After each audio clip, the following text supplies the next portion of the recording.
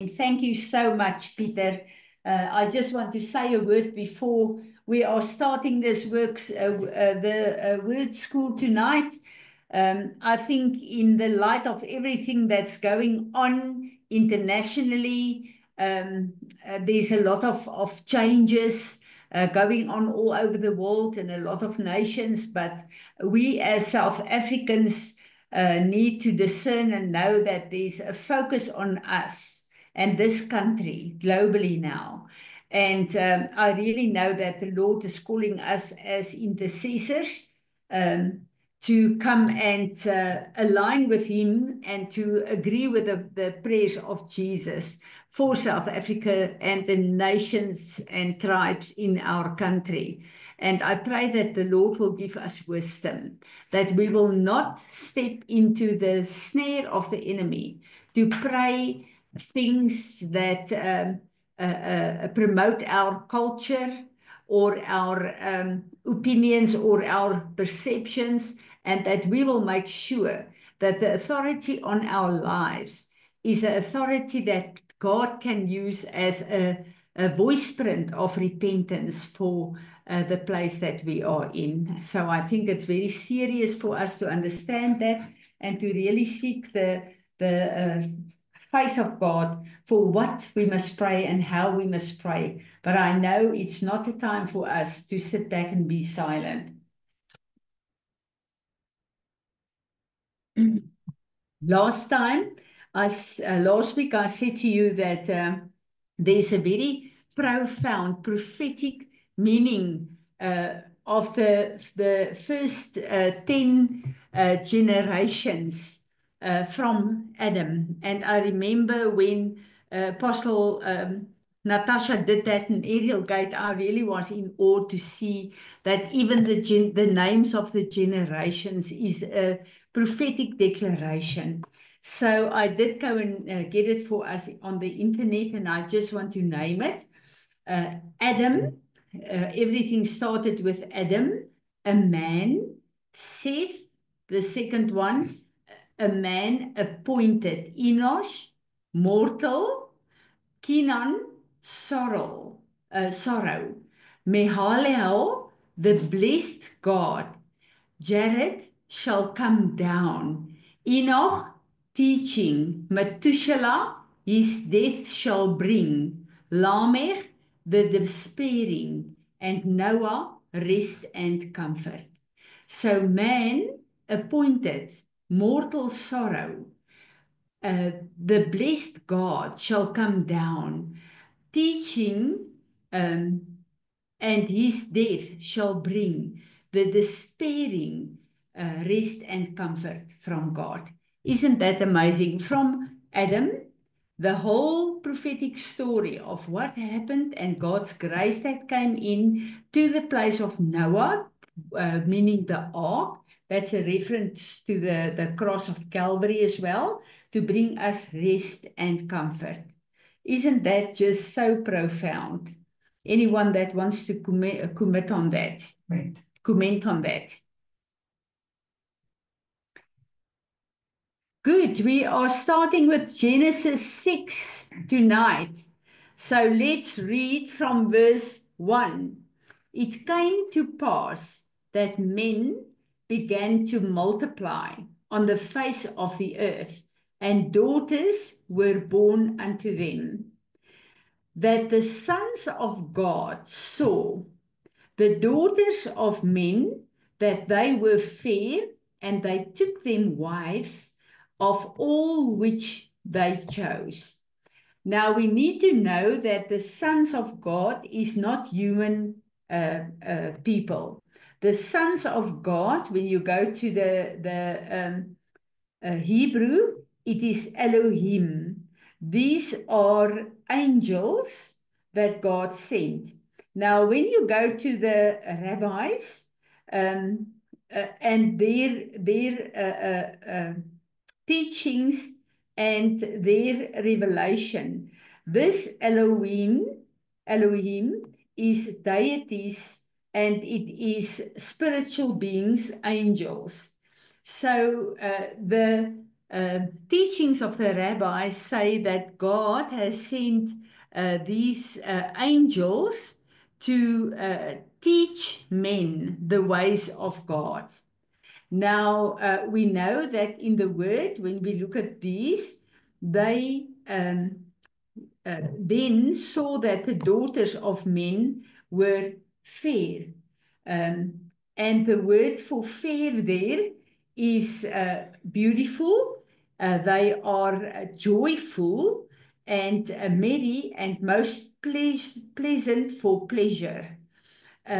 So when we look at the book of Jude, it says that these angels left their first estate. And I think we need to read it. So I just want to go to the book of Jude. It's a reference of what we are reading here. Let me quickly go to the book.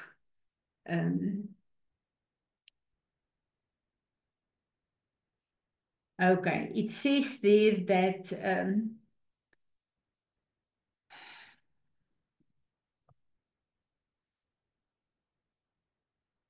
and the angels, verse 5. Now, I want to remind you, although you are fully informed once and for all, that the Lord, after saving a people out of the land of Egypt, subsequently destroyed those who did not believe, who refused to trust and obey and rely on Him.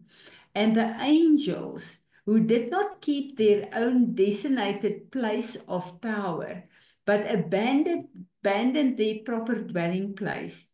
These he has kept in eternal chains under the thick gloom of utter darkness for the judgment of the great day. Just as Sodom and Gomorrah and the adjacent cities, since they in the same way as these angels indulged in gross immoral freedom and unnatural vice and sensual perversity. They are exhibited as an example in undergoing the punishment of everlasting fire.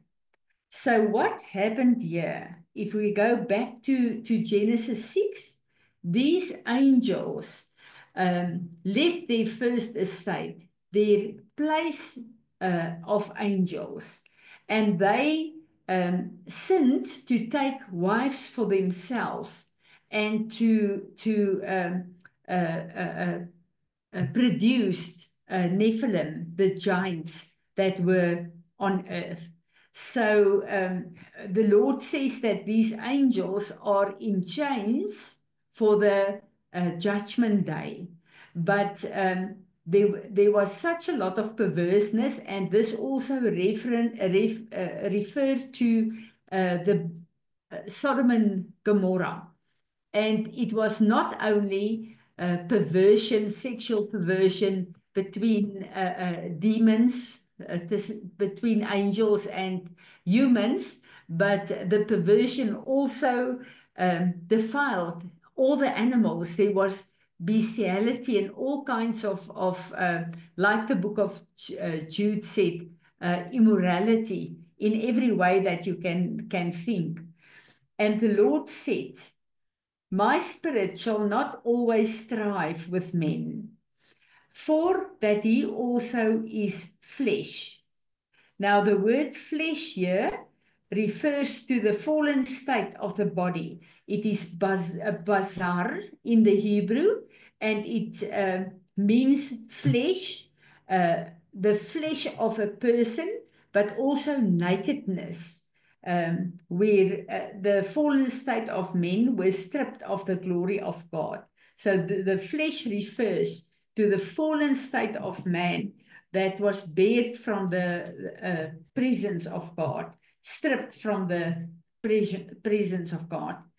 Yet his days shall be 120 years. So it's very interesting that at this stage, because of the sin and the perverseness on earth, the Lord said, men cannot live, some of them we read were 900 years.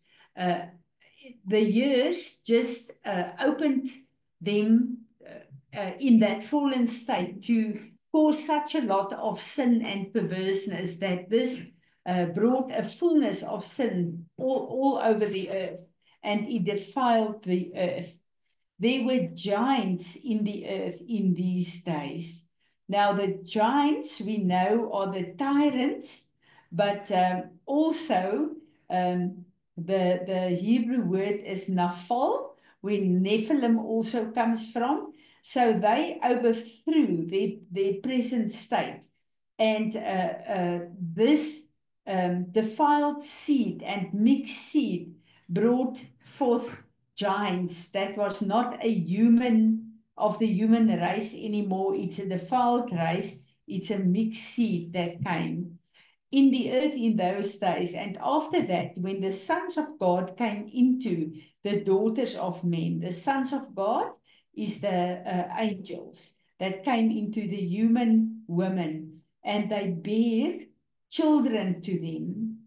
The same became mighty men, which were of old. These are the chief, the giants, the tyrants, the warriors. Another word was the Geber. It's also mighty warriors. And the other one was, they were confirmed as mighty warriors that were strong in and valiant in their personality, were old men of renown. Now that word means the mark of memorial, implication of authority in character. When we go to the root word of that, it is, let me just see. Yeah, it is men that took a certain place and position on earth. I want to see where is the word Nephilim, but it's not giving the word Nephilim here. But this were actually the Nephilim, and they were celestial bodies that were able to live on this earth with the human people. God saw that the wickedness of men was great in the earth. Now, this word of wickedness is Ra. So this is everything that is bad, evil. This includes adversity and affliction, displease, distress, great grief, trouble, sorrow, wickedness. It's a very, very strong word for evil, wickedness, breaking everything in pieces, good for nothing, bad. It's to do mischief and to be wicked and worse. So this is a very strong, strong word, this wickedness of man that was great in the earth. And every imagination, the thought of his heart was only evil continually. This is such a statement that Genesis 6 verse 5 says that they were not only doing wicked things, but their whole intention, their thoughts, their hearts were so defiled with evil intention continually. So it was not they did bad things from time to time. Their whole lifestyle every day continually was wicked and defiled and full of things that can come to nothing and bring destruction and wickedness to the earth. And then verse 6 says a very sad thing. It repented the Lord. The word repented, the meaning is nakam in Hebrew. And it says that the Lord were sorry. And he was in a place where he wanted to repent by himself for creating and giving his breath to a man that became carnal and wicked. The Lord, it repented the Lord that he had made men on earth, and it grieved him at his heart. Now, this word grieve is atsap. It says that it worried him, it pained him, and it angered him. It hurt his heart, and he was displeased with himself. God was displeased with himself. It grieved him. And then the word heart, of course, is that it broke his heart, the center of God, the everything of God was in a place where he was sad and broken. The word for lip for heart, God was heartbroken that he made a human, and that the human gave themselves to Satan to become worth nothing but wickedness and evil intentions daily, continually, not with a break.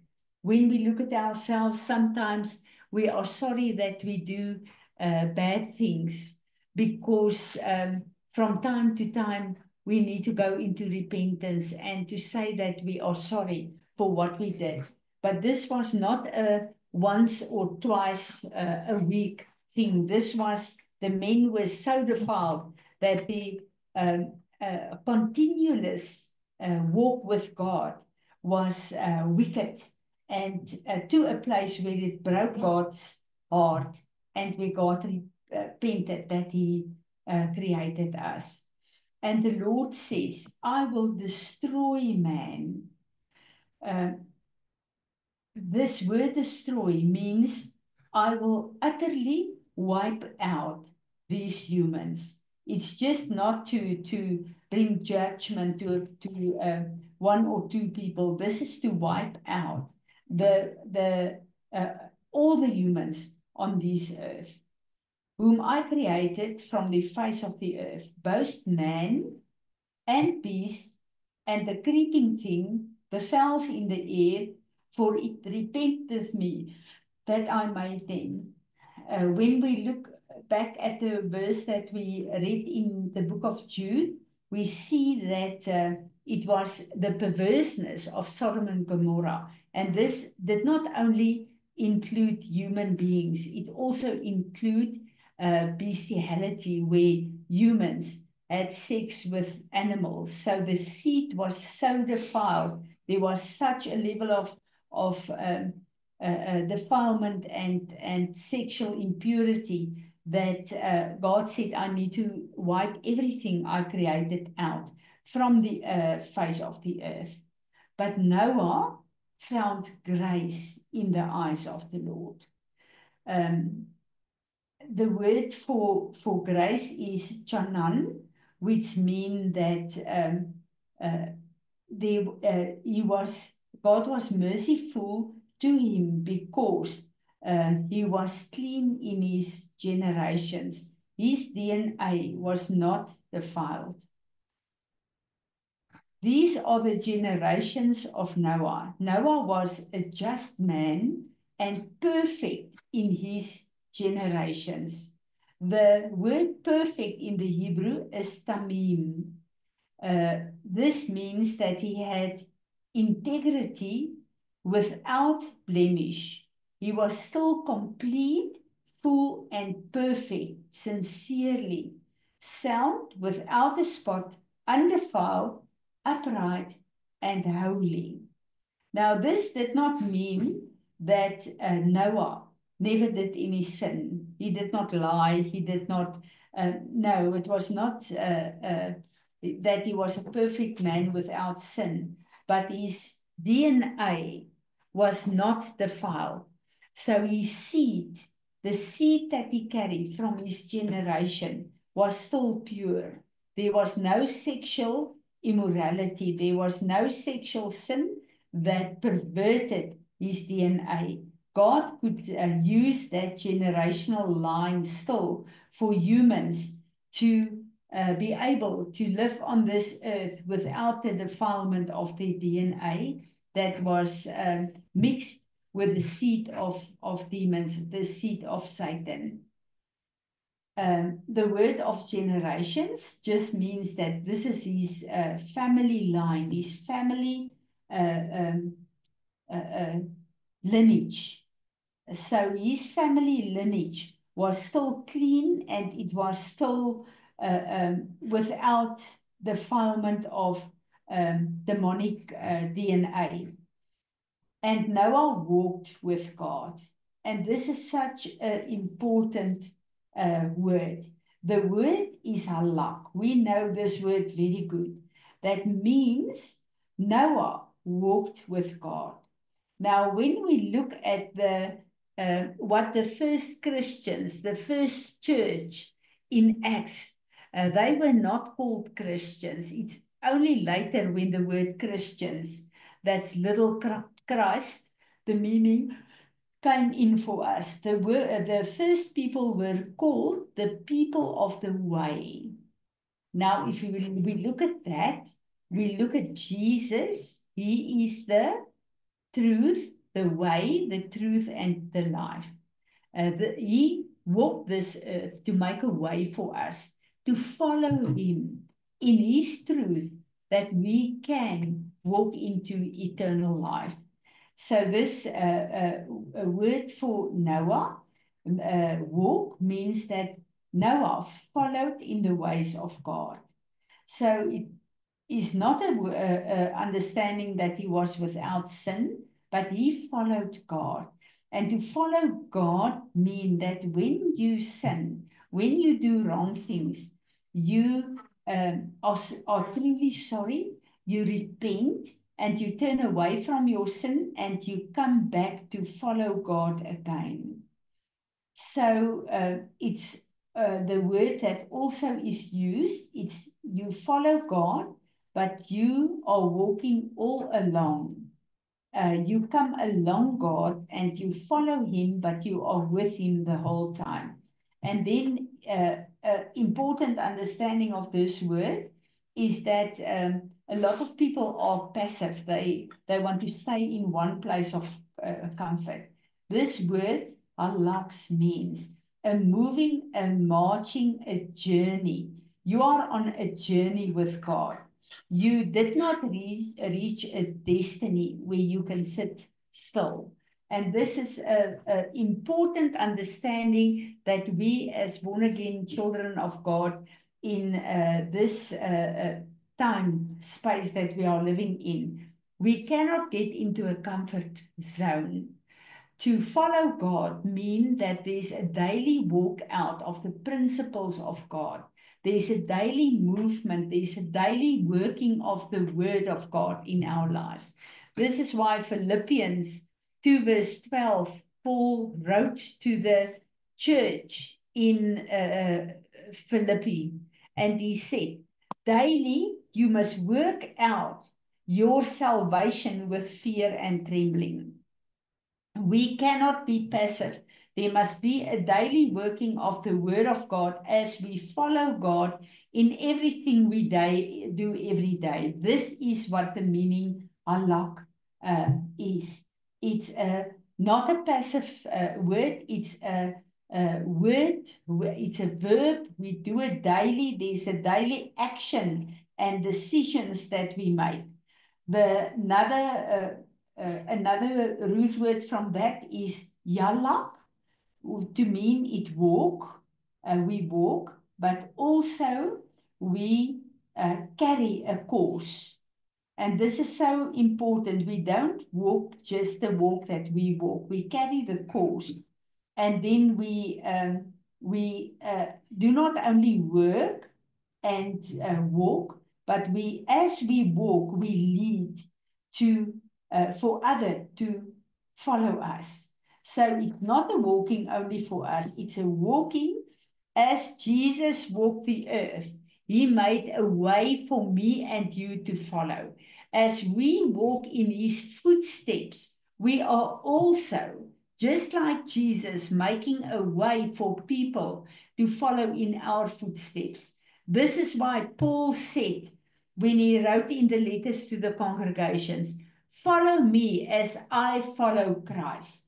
It's important for us to understand that we as humans on this earth are halakkers with God. And that as we walk, there's people that follow in our footsteps. It's important for us to understand that. This is why in the book of Revelation 12, verse 11, it says that by the blood of the Lamb and the word of your testimony, people will come into the kingdom of God. So as we walk this out, as we halak with God, there is a power released through that. There's a testimony, a witness that people can follow to walk with God and to follow us to the life as we halak. We halak in the truth, so they see the truth, and that leads them to life.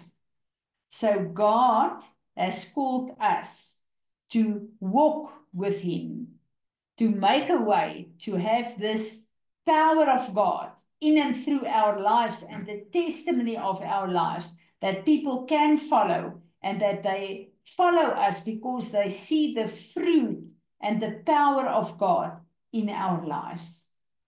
Anyone that want to make a comment here? Rudolf, you've got your hand on. Tannie, Jy kan in Afrikaans praat, Rudolf. dis wat ek vir Tannie wil vra. Almal wat op is, lyk vir my is Afrikaans. Kan ons maar nie in Afrikaans aangaan? Serene en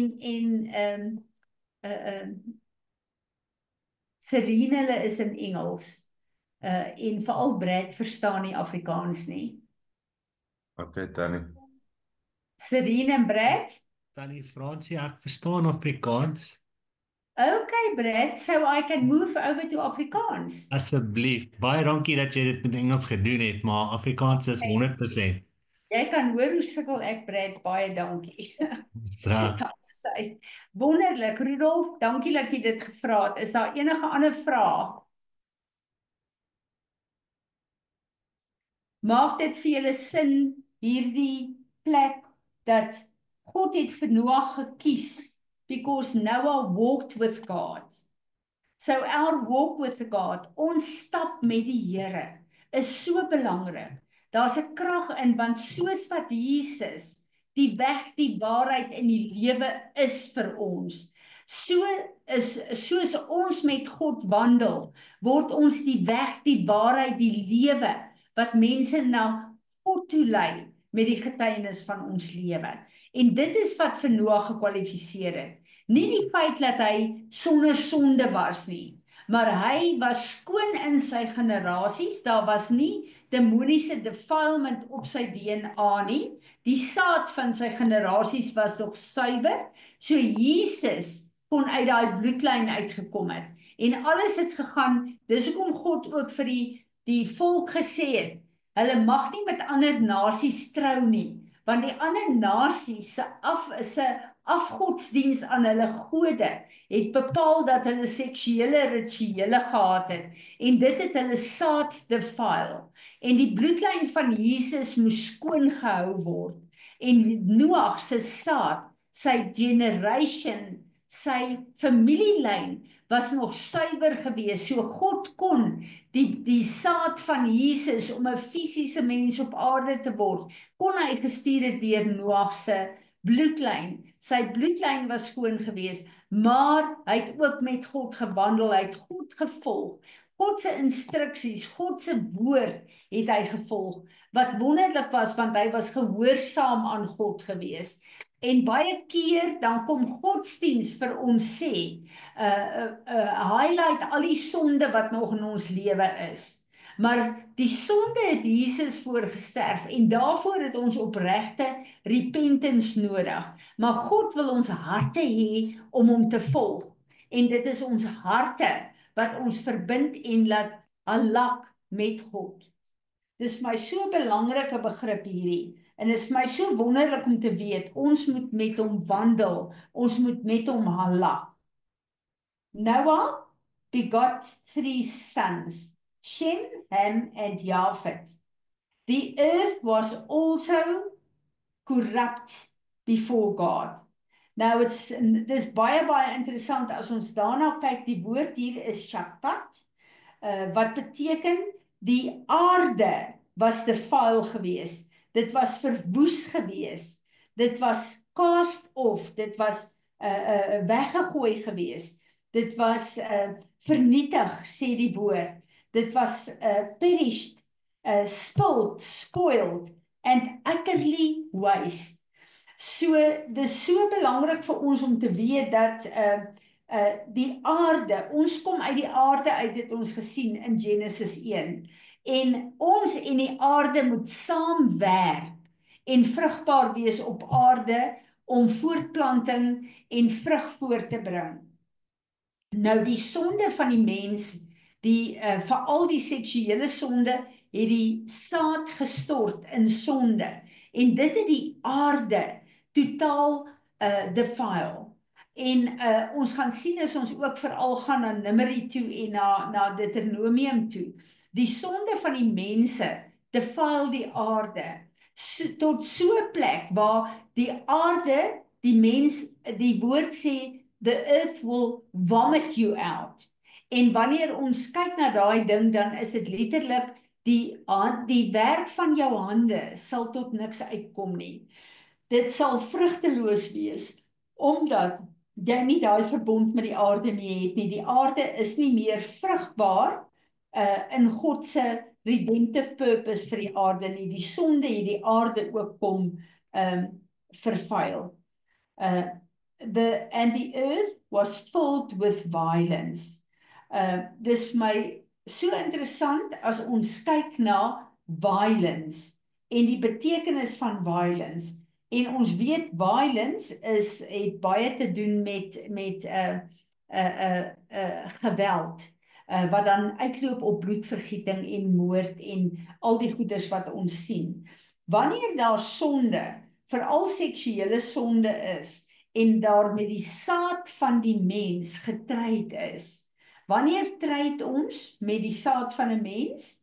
Ons stry daarmee wanneer ons saad in sonde stort. Die enigste grenslyne wat God geplaas het vir 'n mens om sy saad te kan stort, is in die grense van 'n huwelik, waar God 'n man en 'n vrou bymekaar bring, om met hulle saad vrugbaar te wees en te vermenigvuldig. Die oomblik as daar seksuele sonde is, dan is die saad van die mens in die hand van die vyand. En die vyand kan dan doen wat hy wil daarmee. En die uitwerking, die vrug daarvan, is altyd geweld, moord en bloedvergieting. So, as ons kyk na hierdie goed wat aangaan, dan weet ons dat daar is wortels en sonde wat gedoen word, wat hierdie verwoesting en hierdie bloedvergieting 'n reggie om plaas te vind op aarde. And God looked upon the earth, and behold, it was corrupt, for all flesh had corrupted his way upon the earth. So, as ons kyk na hierdie way, dan beteken dit dat a course of life or a mode of action. So, alles wat geskape is, wat lewe in dit het, sê die woord, was gekorrupt gewees. Corruption beteken dat jy die regtige koers, die saak van iets of van 'n persoon wat aangewend moet word vir 'n sekere doel, dat jy dit kom omdraai en dat jy die doel waarvoor dit daar is, misbruik om sonde voor te bring. 'n woord wat daarvan afgelei word is darak, wat dan ook beteken weer, dis 'n implication to walk, maar dan ook om te werk op 'n manier wat voortbring, wat niks voortbring wat nie corrupt and wicked is nie. And God said unto Noah, the end of all flesh is come before me. The earth is filled with violence through them. And behold, I will destroy them with the earth. En dis nou baie interessant dat ons hier sien, dat die Here sê, hy gaan letterlik alle vlees, gaan hy tot niet maak. Hy gaan alles vernietig. Maar hy gaan nie net die vlees vernietig nie. Hy gaan ook die aarde, die land ook vernietig. Die veld staan daar, die grond, die land, Eretz. So, ons weet uit Genesis 1 uit, dat God alles in die aarde geplaas het, en uit die aarde het hy alles wat lewe voortgebring. Selfs die mens wat hy die aarde gevat het en vir Adam gevorm het, en toe sy asem in hom ingeblaas het. So, letterlik die oorsprong van alles wat lewe, die aarde, gaan saam met alles wat lewe uitgewis word.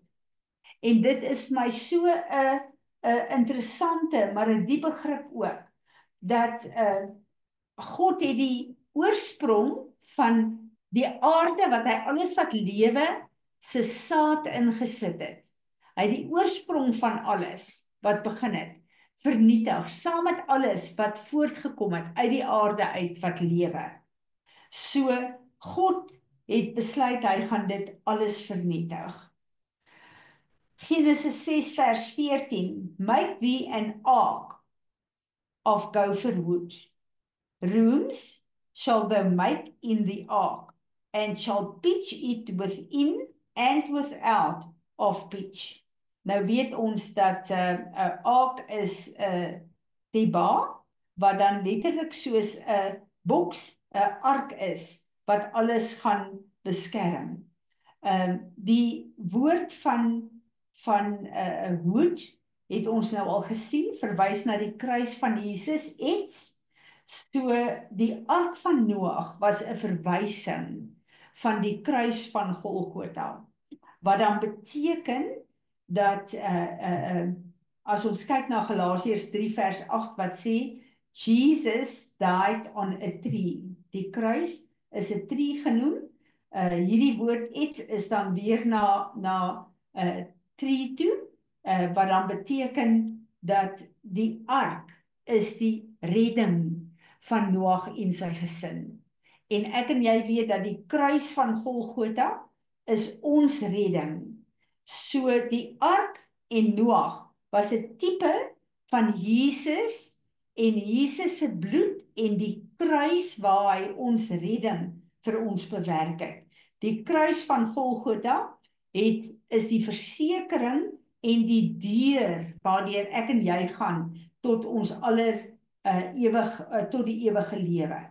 Nou, dit is die plek van ons beskerming, wat dood van ons af weggevat het, en ons bewaar het vir ons ewige lewe.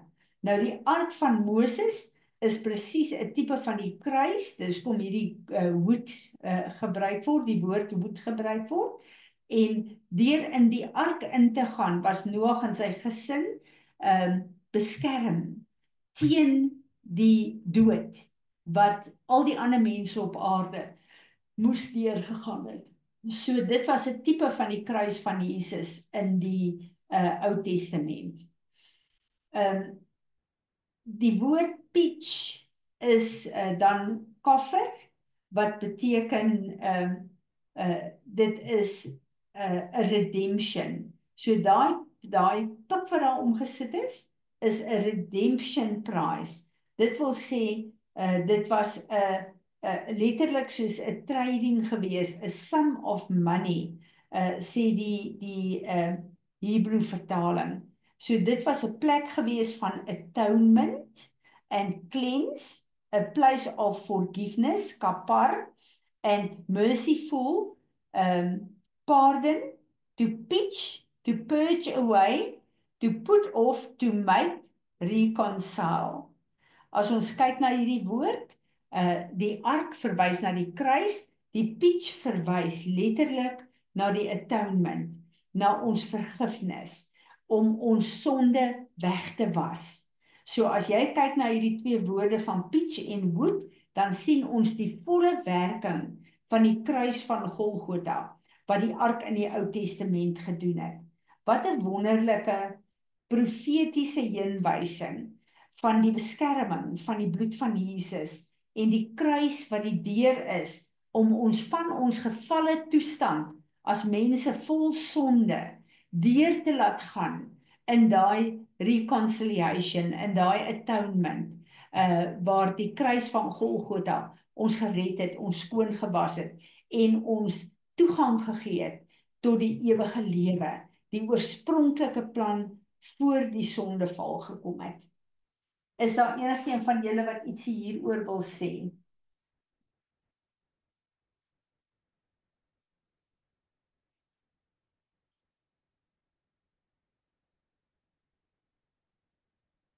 Vir my is dit net opnuut weer so 'n wonderlike voorreg om te kan sien hoe God se verlossingsplan vir ons as mense werk en hoe God gekom het om genade te betoon elke keer aan ons en gedink het aan ons gefalle toestand.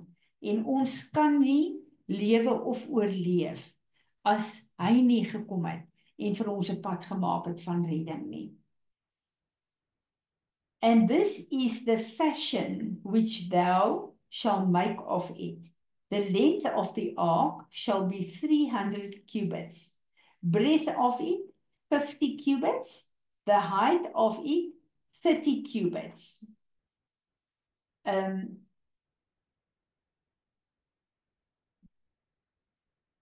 the height of it 30 cubits. A window shall make to the ark. Die woord window is vir my ook baie interessant, want omdat daar 'n venster was, dit is tzohar, wat beteken light, double light, and the midday, the noon light. Glisten, en dan 'n woord wat daar uitkom is sahar, wat beteken to press out oil, to make oil. As ons kyk na oil, dan is die woord daar anointing and anointed oil. Nou die venster is letterlik 'n plek waar die Here kom en sy lig laat inskyn.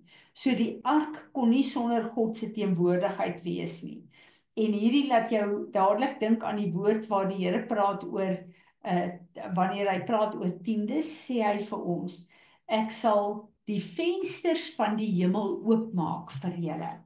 Nou hier kom die woord so goed uit om te sê, dat hierdie ark wat toegemaak is, die deur is toegemaak, en hierdie ark is afgeseël met pik. So hierdie ark moes verseker donker binne gewees het. Maar God het gekom en hy het 'n window ingesit. En daai window beteken hy het sy lig. Wie is die lig? Jesus Christus. Hy het Jesus Christus deur daai venster laat inskyn. En Jesus was in die ark die lig gewees wat Noag hulle nodig gehad het. En Jesus verteenwoordig nie net die lig van God nie. Hy is ook die olie, en dis wat hierdie woord vir ons so mooi sê, anointing oil. En ons weet dat wanneer die woord in Jesaja 8 sê, dat the anointing oil will break the yokes of the enemy. So daar was nie juke van die vyand op hulle gewees nie, want die lig van God was daar om die duisternis te verdryf, Jesus self, en dan die anointing oil wat hulle gesalf het en wat die teenwoordigheid van God in daardie ark daar gehou het. Dis vir my so wonderlik om te sien dat elke keer wanneer God 'n pad maak vir die mens uit sy gefalle toestand uit, dan is die Heilige Gees daar en Jesus is daar en God self. Nou in die ark het ek nog nooit regtig waar gekyk na die simboliek voordat ons nou hierna kyk van die werking van Jesus van die Heilige Gees en Vader God self in daardie ark en dat die teenwoordigheid van die Here daar was om ja, hulle in sy teenwoordigheid te laat lewe in daai tyd wat sekerlik baie moeilik was met die beperkte spasie wat hulle daar gehad het. Enige een van julle wat ietsie wil sê of 'n opmerking maak?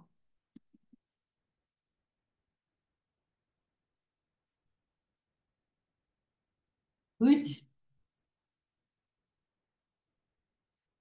And in a cubit shall thou finish it above, and the door of the ark shall thou set in the side thereof, with lower, second, and third stories shall thou make it. Dis interessant as 'n mens dink dat hierdie ark het 3 verdiepings gehad. Dis eintlik 'n massiewe groot skip gewees hierdie. So die 3 verdiepings is nogal vir my baie interessant. And behold, even I, do bring a flood of waters upon the earth. En ons weet dat voor die tyd, dit was 'n moeilike begrip vir hulle gewees, want voor die tyd het dit nooit op aarde gereën nie. Hulle het nooit geweet hoe 'n klomp water lyk nie. Hulle het net, daar was net riviere gewees en dis die enigste water wat hulle op aarde gehad het en dan natuurlik die dou van die grond wat ons weet wat die plante water gegee het. Goed. To destroy all flesh, wherein is the breath of life, from under heaven, and everything that is in the earth shall die. So alles wat op die aarde was, maar ook alles wat in die aarde was, het God gesê, gaan hy laat sterf. En die woord daar beteken dat dit gaan perish en daar is geen asem daarin nie. En dan 'n baie interessante woord, kava, wat beteken expire. Nou as ons kyk na expire datum van iets, dan beteken dit dat dit is nie meer bruikbaar nie. Dis nie meer goed vir menslike gebruik nie. So die Here het gesê, ek gaan laat al die lewe uit lewende wesens uitgaan deur hierdie vloed wat ek oor die aarde gaan bring. But with thee I will establish my covenant. Thou shalt come into the ark, thou and thy sons, thy wife, thy sons' wives with thee. Dis vir my so 'n bemoediging om te weet dat toe hulle in die ark ingegaan het die Here gesê, maar ek gaan my verbond met julle bevestig. Julle wat besluit het om in die ark in te gaan, gaan ek 'n verbond mee sluit en die verbond wat ek gegee het, van die begin af vir die mens, dat ek saam met hulle sal wandel, gaan ek nou terug bring en ek gaan dit weer hernie met julle en ek gaan dit vestig met julle en julle familie. Genesis 6 vers 19, and of everything of all flesh, 2 of every sort shall thou bring into the ark, to keep them alive with thee, and they shall be male and female. Hier kom die Here en hy sê dat alles wat in moet kom, moet 'n vroulik en manlik wees, sodat hulle kan voortplant weer en vermenigvuldig wanneer hulle uit die ark uitkom. Of the fowls after their kind, and of the cattle after their kind, for every creeping thing of the earth after his kind, 2 of every sort shall come unto thee, to keep them alive. So hulle moes hierdie spesies, moes hulle lewendig hou en sorg dat hulle wanneer die ark weer oopgemaak word, weer op aarde kan aangaan om aan te teel en te vermenigvuldig. And take thou unto thee of all the food that is eaten, and thou shalt gather it to thee, and it shall be for food for thee and for them. So hulle moes kos invat vir hulle self, maar ook vir hierdie diere om hulle aan die lewe te hou. En as ek daaraan dink, dan besef ek net hoe 'n geweldige groot organisasie moes hierdie gewees het om uit te werk. Hoeveel kos hulle sou gehad het en God het nie voor die tyd vir Noag gesê hoe lank hulle in die ark gaan bly nie. So dis nogal baie interessant. Gewoonlik as jy kyk na so iets, dan bereken jy die hoeveelheid kos en dan ook die hoeveelheid dae, hoeveel tyd, hoeveel etes is nodig om te oorleef hier. So ek wonder nogal hoe dit uitgewerk het. Ek dink die Here het vir Noag ook laat somme maak en vir hom ja, seker met hom gekommunikeer hoeveel kos moet ingaan dat hy kan bereken hoe lank hulle daar gaan bly. Thus did Noah according to all that God commanded him, so he did. Nou hierdie is so interessant, Tsawa, commanded, die Here het vir hom alles gegee en hom appoint, hom aangestel, hy het hom command daaroor, om alles op plek te sit, to set everything in order. En as ons kyk na die Nuwe Testament waar die Here sê, ek gee vir julle 'n nuwe verbond, 'n nuwe commandment, dan kyk ons na baie plekke in die woord, ook in die Nuwe Testament, waar die Here sê dat as ons sy gebooie, sy wette, sy commandments onderhou en gehoorsaam aan hom is, dan sal ons geseënd wees. So hy het geweet dat Noag is iemand wat met hom wandel en hom volg en daarom gaan hy gehoorsaam wees in al die opdragte wat die Here gee. En hier is dit vir my 'n baie interessante ding dat die Here hier spesifiek kom sê, according to all that God commanded him. Hy het nie net gedeeltelik goed gedoen of sy eie kop gevolg of gedink hy kan sekere goed self uitwerk nie. God het al die opdragte vir hom gegee en Noag het al die opdragte in detail nagekom. En ons het die naweek 'n bietjie gepraat oor self-righteousness. Hoe maklik is dit om sekere gedeeltes van God se woord te neem, dit gehoorsaam, maar as daar iets is wat vir ons nie gemaklik is nie, dan bring ons eie geregtigheid daarin en dan sê ons, ek sal dit doen, maar ek gaan nie alles doen nie. Ek sal gedeeltelik goed doen, maar ek gaan nie alles doen nie want dit pas my nie. En dis selfgeregtigheid en wat afgoderry is. En hier kom die Here pertinent en sê dat Noag was in alles wat hy gesê het gehoorsaam. So hy het by God se standaarde gehou en strukture gehou en hy het God se opdragte alles uitgevoer tot op die letter. En ek dink as ons kyk na Noag en hoe God hom gebring het as 'n plek van rus vir sy mense. Plek van rus is Jesus wat 'n Sabbat beteken. Jesus is ons ewige rus, ons ewige Sabbat.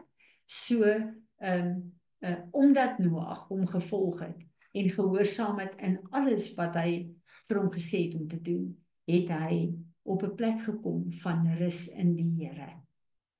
Ons gaan vanaand hier stop, laat ons net hierdie hoofstuk 6 doen. Is daar enige vrae van julle of goed wat julle wil byvoeg?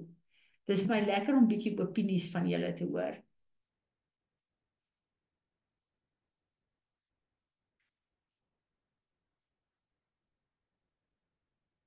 Goed, as daar niemand is wat ietsie wil sê nie, dan gaan ek Rudolf, wag, hier is iemand by die chat, laat ek gou kyk. Ja, goed. Annerie, jy het 'n vraag en dan wil Anne-Marie iets byvoeg. Annerie, vra jy eers? O nee, ek sien dit is Rudolf wat 'n vraag het. Yes, ek het net vroeër gewys hy het 'n vraag dan nie. Goed. Anne-Marie, wat wil jy byvoeg? Hoi, hallo Tannie, hallo almal. Hallo Anne-Marie. Ek My oog gaan nou heeltyd terug. Ek lees uit die Amplified uit na vers 16 toe wat hy sê for light and ventilation vir die window. Ja, En ek bly heeltyd toe teruggaan daarna en toe begin ek besef maar hoe moes dit nie geryk het ja, en hoe warm moes dit nie gewees het as dit so groot skip was met drie ja, verdiepings is nie, want as ek moet dink in 'n confinement space met 'n paar mense, ja, hoe moes ja, dit nie vir hulle gewees het nie. So ek weet nie hoekom ja, bly my ook heeltyd teruggaan na die ventilasie toe nie. ja. Ja, dis baie interessant. Ek dink nogal dit moes 'n uitdaging gewees het om gehoorsaam te wees aan al daai omstandighede en jou te onderwerp daaraan. Nog iemand?